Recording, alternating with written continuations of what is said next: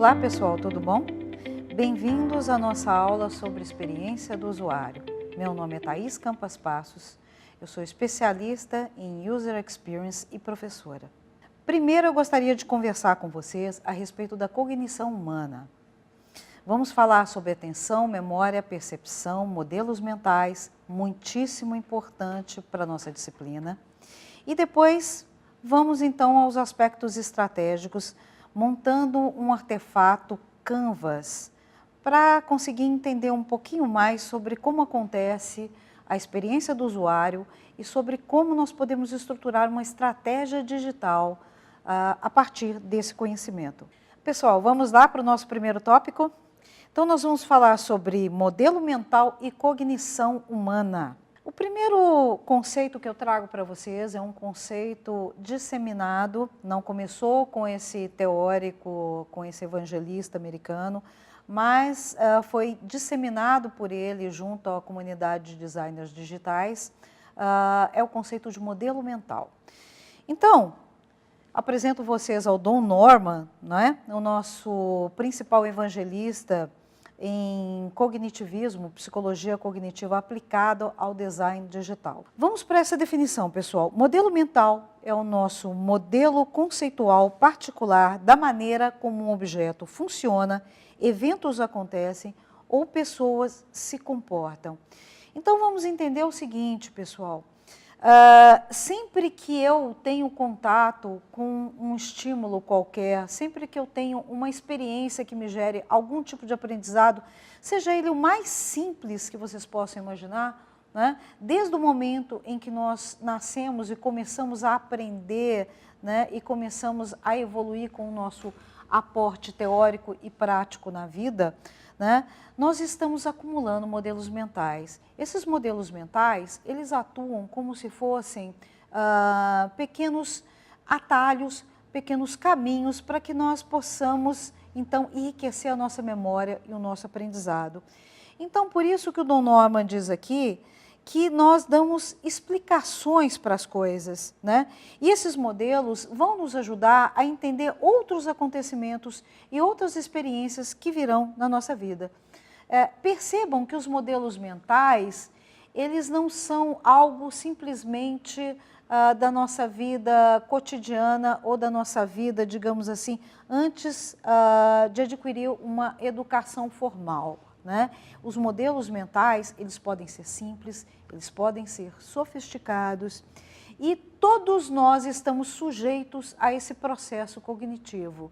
Pode ser uma criança que ainda não aprendeu a ler, que está começando a sua vida escolar, que está começando ali a ter os primeiros convívios sociais, ou pode ser um cientista, um engenheiro, um médico, não importa. Nossa cognição vai sempre funcionar com base nesses modelos mentais, que são então, como diz aqui o Donald Norman, baseados em um tipo de psicologia ingênua que postula causas, mecanismos e relações, mesmo quando elas não existem. Olha que interessante. Atenção, percepção e memória, né? Eu trago para vocês aqui um conceito também muito disseminado pelo Don Norman, tá? Eu não quero que vocês entendam que o Norman é, digamos assim, o principal cognitivista que elaborou todos esses conceitos, mas alguém que ajudou a compilar esses conceitos e ajudou a fazer uma espécie de tradução desses conceitos para os profissionais de design digital, para os profissionais de desenvolvimento digital, para os projetistas de interface digitais, de uma forma geral, ok? Bom, então ele escreveu esse livro aqui, Human Information Processing, né? Que é um livro que infelizmente não foi traduzido para o português, ok? Mas que traz esses conceitos principais e traz ainda uma abordagem muito acadêmica, né? Uma abordagem muito hermética, fechada, que depois foi traduzida em uma série de outras publicações do Don Norman e de outros escritores, historiadores da área de uma forma geral, ok? Vamos para o nosso conceito de atenção, percepção e memória, tá? Prestem atenção que esse triozinho vai ajudar a explicar muita coisa, inclusive quando a gente estiver desenvolvendo projetos, né, que não são propriamente projetos de interface, tá? Mas são projetos de comunicação digital, de marketing digital, e entender esses processos, entender esses conceitos, vai ser uma atividade chave para muitas outras áreas do digital de uma forma geral, ok? Bom, percepção, pessoal, é a habilidade que nós temos em receber estímulos do meio ambiente, né? Essa percepção, ela vai acontecer de diversas formas, pelos nossos sentidos, pelo nosso olfato, pela nossa visão, pela nossa audição, pela nossa percepção sinestésica, né? Pela nossa percepção visual, principalmente quando se trata dos ambientes digitais, ok? Visão, olfato, tato, paladar, audição e a sinestesia, ok? Temos também a atenção, não só a percepção, mas a atenção. A atenção, pessoal, ela digamos, crítica, muito crítica para que eu mantenha o meu foco, né? Então, atenção bastante associada ao foco. Os estímulos ambientais, eles então são percebidos e eu decido por outros processos cognitivos ou por questões contextuais e circunstanciais, focar a minha atenção em um determinado estímulo, tá? Isso aqui vai ser muito importante, esse ponto vai ser muito importante nos nossos projetos digitais, certo? Então, atenção é a habilidade de selecionar, priorizar ou ignorar os estímulos recebidos através da percepção, ok? Vamos falar então de memória, pessoal. A memória é inclusive o que nos diferencia, né, dos outros seres viventes aqui na face da Terra, né? Por isso nós somos animais racionais. Então, olha que interessante. Todos os animais, né, todos os mamíferos, eles têm atenção e percepção, não é? Inclusive o foco, né? Mas qual vai ser a diferença? A memória. A nossa memória, pessoal, é o que nos diferencia como seres humanos, como seres racionais, ok? Bom, essa memória, pessoal, ela vai ser dividida em duas memórias básicas. A memória principal, né, que é uma memória curtinha ali, e uma memória de longo prazo. Essa memória de longo prazo, ela vai ser muito importante porque ela vai ser como que a nossa grande biblioteca. Tudo que nós aprendemos durante a vida, todo o nosso repertório vai ser armazenado nesse grande disco rígido, por assim dizer, tá? Utilizando aqui uma figura de linguagem, né? Vai ser armazenado lá e vai ser hierarquizado dentro dessa memória de longo prazo. Essa memória de longo prazo, pessoal, ela vai se dividir também em duas. Vai ser a memória que guarda as nossas habilidades, como aquela habilidade, por exemplo, de andar de bicicleta, andar de skate, andar de patins, né? E a nossa memória para acontecimentos, eventos, sentimentos, sensações, a nossa memória afetiva, né? Que é aquele repertório que vai ficando ali, né? E que vai ser extremamente importante para os nossos modelos mentais, conceito que nós vimos ali no início da aula, ok? Então, olha só o que a gente tem aqui. A nossa memória é a memória de curto e longo prazo. E, professora, você disse também que nós temos uma memória de curto prazo. Qual seria o papel dessa memória de curto prazo? Essa memória de curto prazo, pessoal, associada à nossa capacidade de atenção e foco, é aquela memória que a gente utiliza para guardar um número de telefone, né? Para guardar a rua onde a gente tem que virar, né? Para guardar a estação de metrô onde a gente tem que descer, né? O ponto de ônibus onde a gente tem que descer, onde a gente vai pegar uma conexão, ou seja, é aquela memória para aquelas pequenas tarefas sequenciais para que nós possamos executar aquelas tarefinhas do dia a dia. Eu vou dar um exemplo para vocês, bem interessante. Então, suponha que você está ali fazendo uma tarefa no seu computador, né? Está, por exemplo, fazendo uma transferência de dinheiro no seu internet banking e de repente toca o celular. E você pega o celular ali, né? E atende aquela pessoa e vai voltar ali a fazer, a finalizar aquela tarefa dentro do seu internet banking, né? A memória de curto prazo é a que permite você voltar ali no internet banking exatamente do ponto onde você parou para atender a ligação. Olha que interessante, né? Fechando esses conceitos, pessoal, então nós vamos poder entender o conceito seguinte da nossa próxima aula, que tem a ver com o ecossistema do usuário. Vamos conhecer esse ecossistema do usuário? De que elementos, de que variáveis ele é composto, como é que nós podemos mapear esse ecossistema, como é que nós podemos dividir os usuários em grupo para conseguir observar com atenção e mapear, né, o mais minuciosamente possível essa experiência do usuário. O nosso ecossistema do usuário, ele vai começar no entendimento pelo que é como se dividem os grupos de usuários. A seguir, nós temos os contextos de uso, os gatilhos, as circunstâncias em que esse usuário atua no ambiente digital, consumindo informação, executando alguma tarefa ou simplesmente com o objetivo de entretenimento ou estudos, como nós estamos aqui agora. Depois, nós vamos entender a questão do cenário de uso. Percebam que o cenário de uso, pessoal, tem um conceito um pouquinho mais sofisticado e além do senso comum da palavra cenário, ok? O termo cenário de uso, ele toma uma importância muito grande nos últimos tempos, nos últimos 2, 3 anos, e vai adquirir uma importância cada vez maior nos próximos 5, 6, até 10 anos. Por que isso vai acontecer?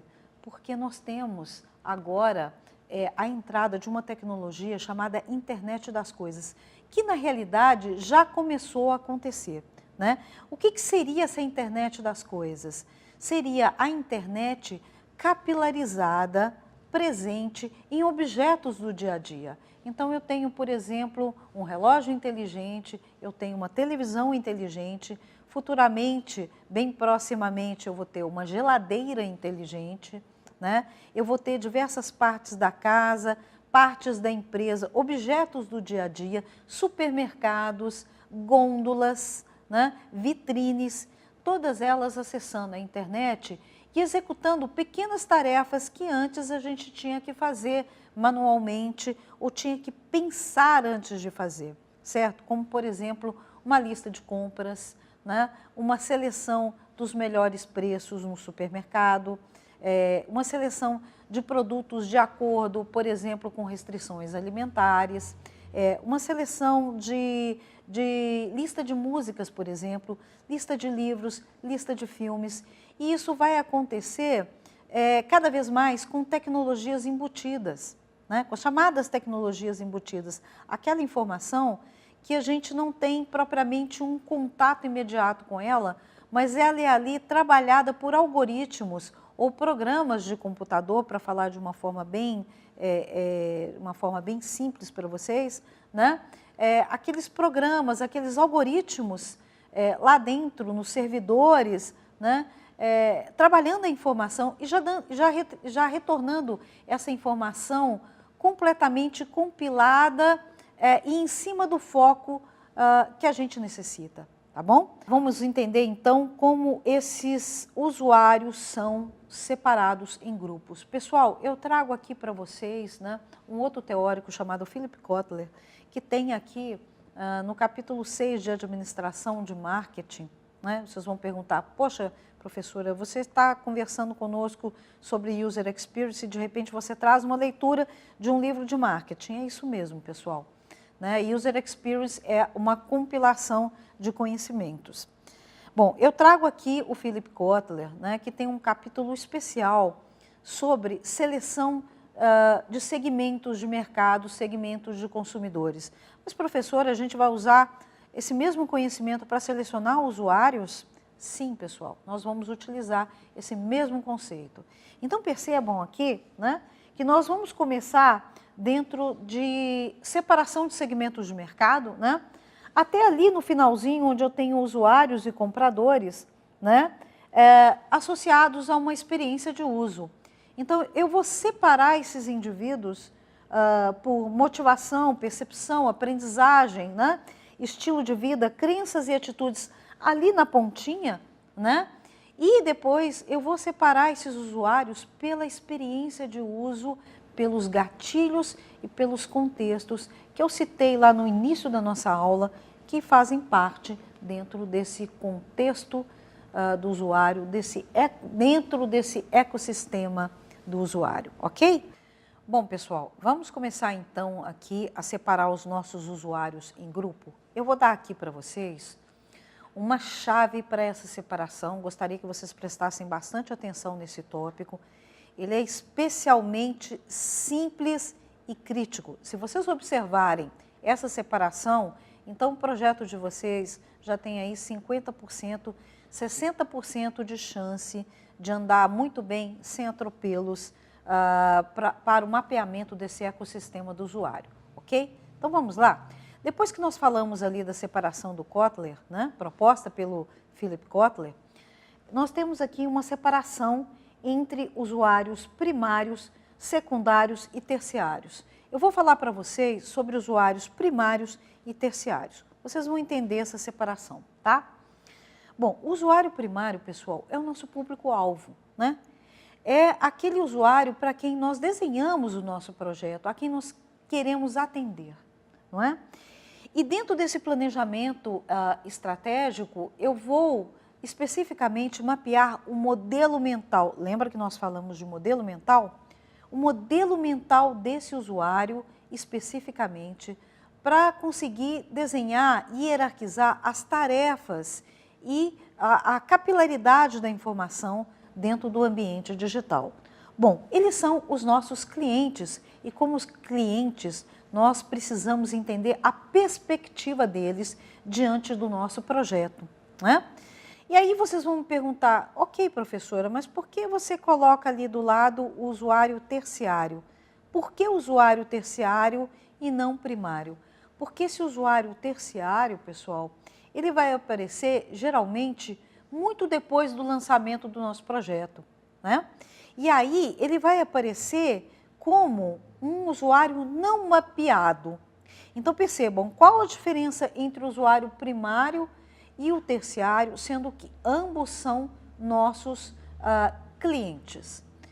Pessoal, o usuário primário é o usuário mapeado em um primeiro momento. É aquele usuário para quem eu planejei, né? Aquele usuário que eu dividi em segmentos e que depois, através de pesquisas ali, eu dividi em grupos. E o meu usuário terciário, ele aparece após um tempo do lançamento do projeto, né?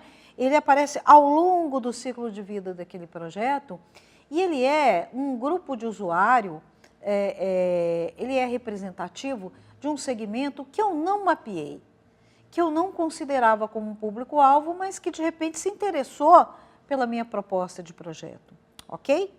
Entendido? E aí eu vou ter, pessoal, olha que interessante, eu vou ter o usuário secundário, né? Eu não deixei ele de fora, falei primeiro lá do primário e do terciário. Quem é o meu usuário secundário? Somos nós que estamos planejando aquele ambiente digital, né? São os stakeholders, são os sponsors do projeto.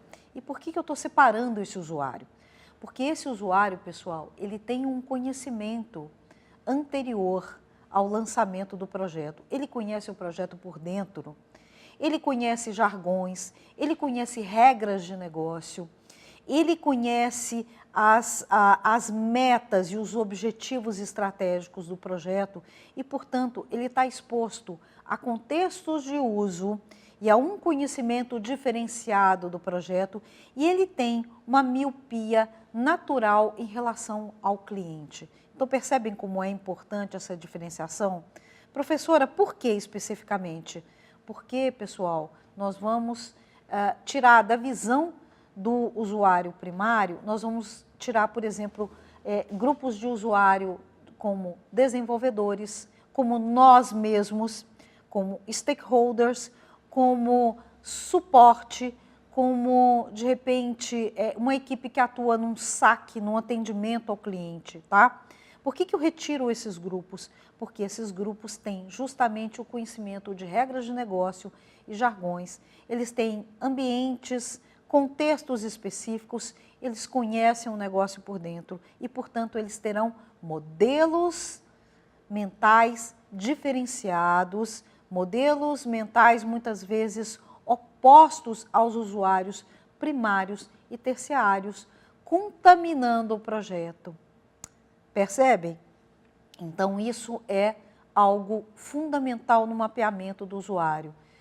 Eu não vou colocar dentro desse ecossistema mapeado a visão do meu usuário secundário, ok? Vamos ver como é que esse assunto se desenvolve, então?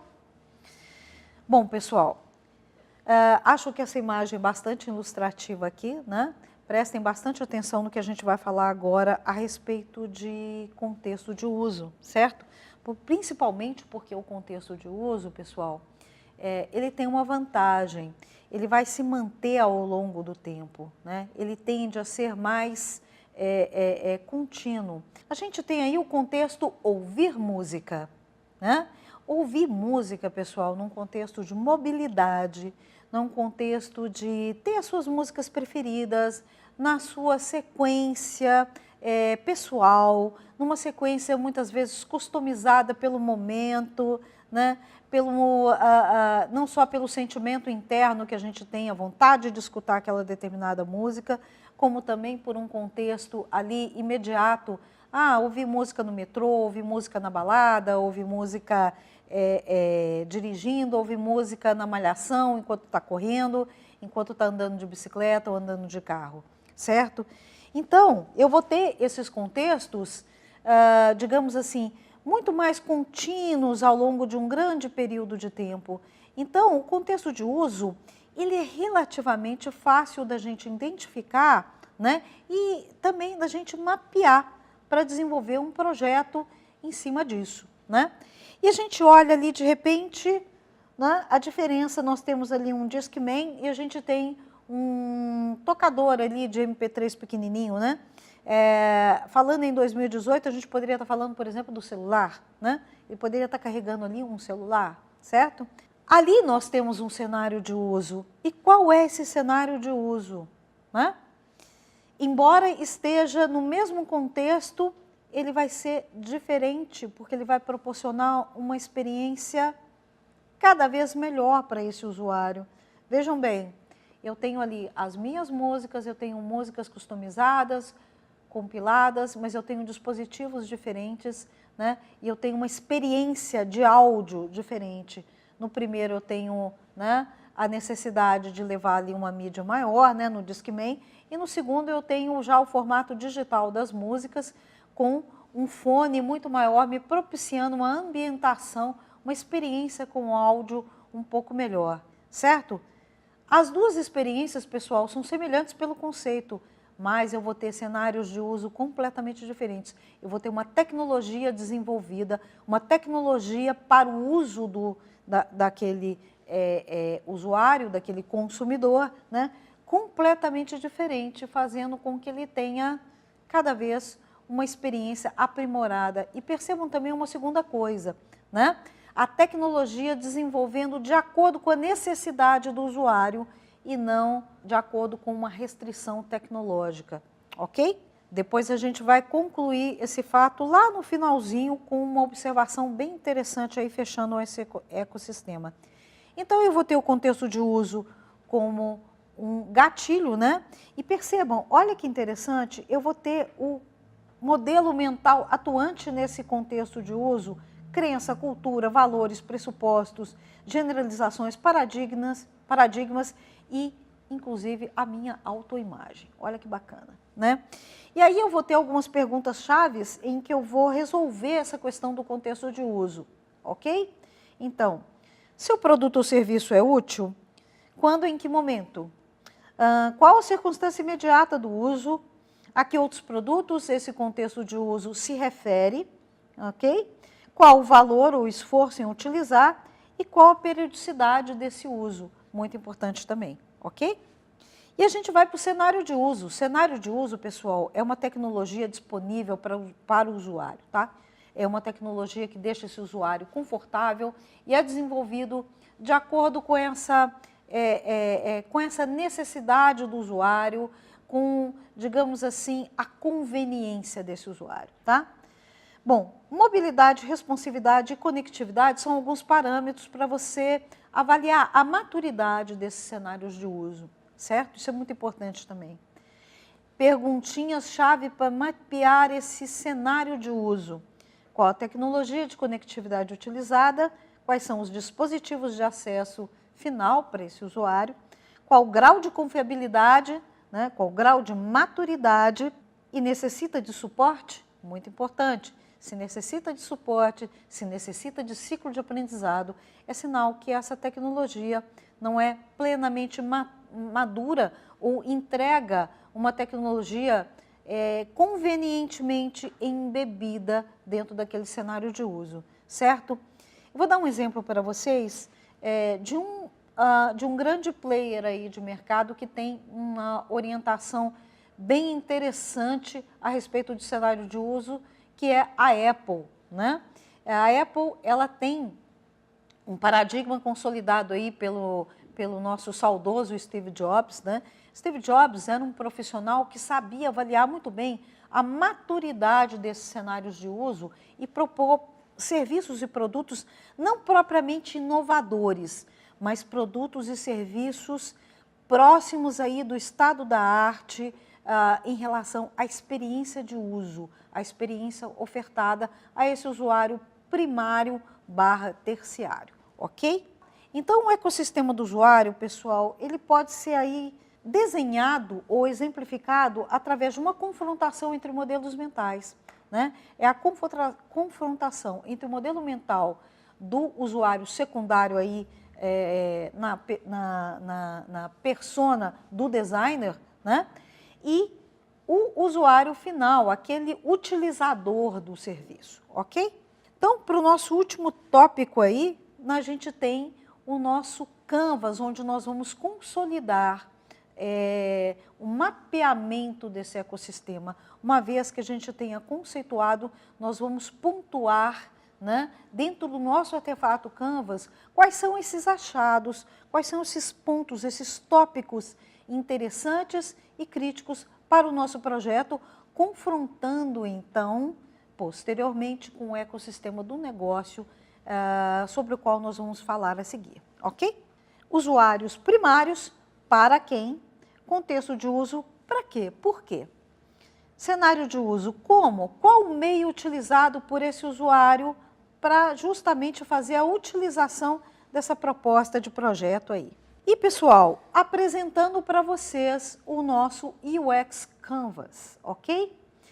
Então, nós vamos ter aqui usuários primários, contexto de uso, cenário de uso, key features ou funcionalidades-chave, a nossa proposta de valor e do outro lado, o que nós vamos ter aqui? O nosso ecossistema do negócio, sobre o qual nós vamos falar a seguir, ok?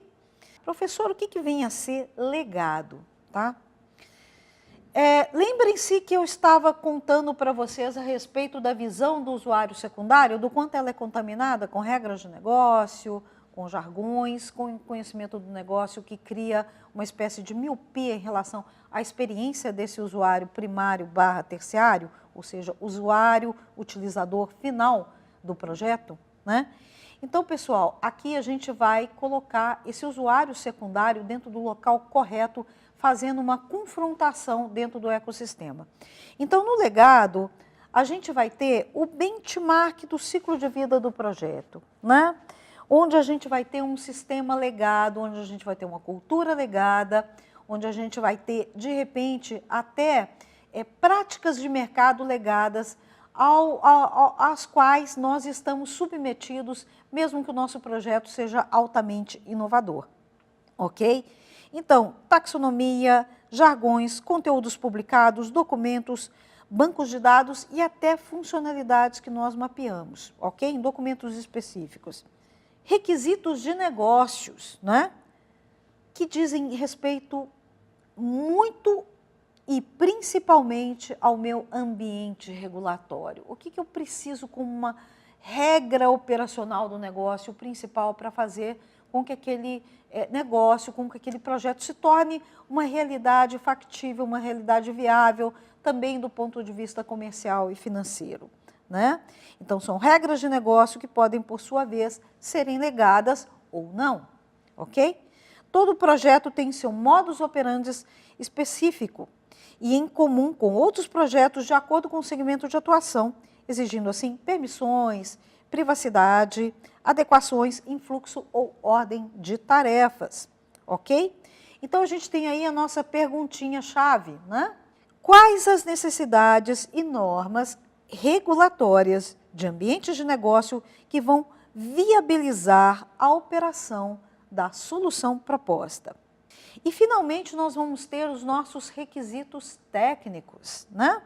O que são os requisitos técnicos, pessoal? São o nosso back-office, ok? São o nosso back-end, é a estrutura de TI lá no servidor, lá na nuvem, que viabiliza esse negócio, né? Onde a gente tem ali as partes, digamos, baixas do sistema, né? As partes mais profundas do sistema, onde nós temos sistemas de pagamento, sistemas de criptografia, sistemas de Big Data, sistemas de acompanhamento desse usuário, né? Que inclusive vão viabilizar a parte monetária, vão viabilizar a monetização e o controle do nosso negócio digital, do nosso projeto digital, ok?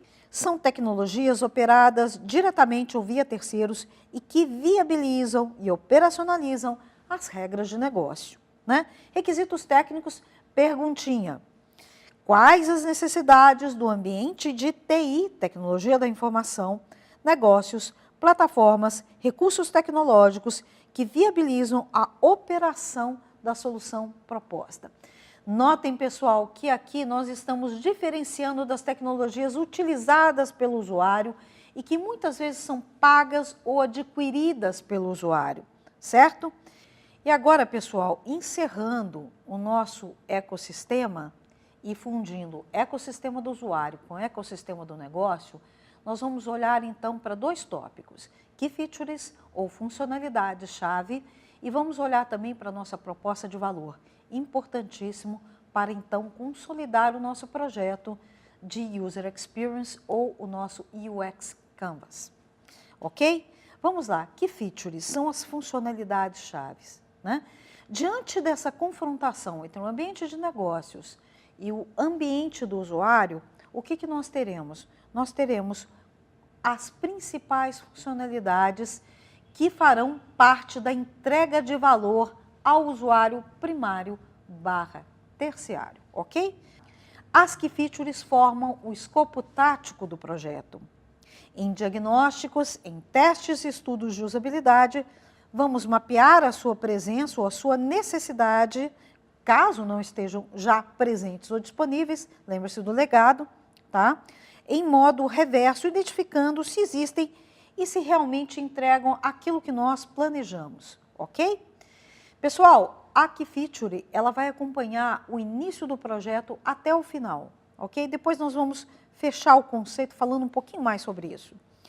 Então, o diagnóstico de problemas de usabilidade, problemas de utilização, passa necessariamente pela validade dessas funcionalidades, ok? Então, quando nós fazemos testes com usuários, pesquisas, não só testes de usabilidade, nós vamos identificar as Key Features, né? Ou funcionalidades que precisam estar no projeto, ok?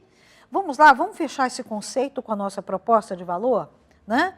Vamos então aqui começar pela nossa perguntinha. Qual a ideia, qual a entrega final diferencial ao cliente ou usuário? Aqui vai uma dica para vocês. A entrega de valor, ela vai sempre começar com um verbo, né? Então, facilitar a vida do usuário, facilitar alguma tarefa, propiciar algo, conduzir o usuário, informar o usuário. Percebam que tem sempre um verbo, né? A entrega de valor, pessoal, ela é muito efetiva, né? Ela é muito orgânica, ela está muito associada ao contexto de uso, ao gatilho desse usuário, ok? E a partir dela, né, sempre batendo a proposta de valor, né, com aí a nossa key feature, né, com as nossas funcionalidades chaves, eu vou conseguir ter uma proposta de valor altamente fechada, altamente, digamos assim, até requintada mesmo, né, focada ali bem nessa entrega, tá? Proposta de valor, qual o objetivo estratégico de tudo que projetamos até agora? Qual a integração entre os dois ecossistemas, negócio e usuário, né? E a proposta de valor, finalmente, precisa apontar para uma solução, de preferência com um diferencial crítico em relação à concorrência, né? Deve ser definida, idealmente, em apenas uma frase, começando com um verbo, conforme eu falei para vocês, tá? E que vai realizar essa ponte com o contexto de uso apresentado por esse usuário primário / terciário, né? Por que eu digo primário / terciário? Porque o nosso Canvas, pessoal, ele nunca vai morrer. Ele nunca vai ser subscrito, digamos assim, né? Ele vai ter várias versões. Ele vai evoluir ao longo do nosso projeto, ok? Bom, pessoal, e aqui nós fechamos, né, o nosso ecossistema, nós fechamos aí a nossa estratégia de User Experience. Conforme eu falei para vocês, nós aqui temos no finalzinho o que refletir a respeito de maturidade desse cenário de uso, né? Vamos lá olhar para esse Canvas mais uma vez. Temos uma maturidade do cenário de uso. Do outro lado do requisito técnico, temos realmente a entrega final, nós temos um custo razoável dentro do nosso back-office, dentro da nossa TI, vamos conseguir fazer essa entrega? Esse Canvas, ele está consistente, ele está consolidado com o que a gente imaginou como modelo de monetização desse negócio? Vamos ganhar dinheiro? O usuário está disposto a pagar por esse serviço que está sendo ofertado? Então, essas são as conclusões finais do nosso Canvas, finalizando aqui a nossa segunda parte da nossa aula sobre User Experience, ok?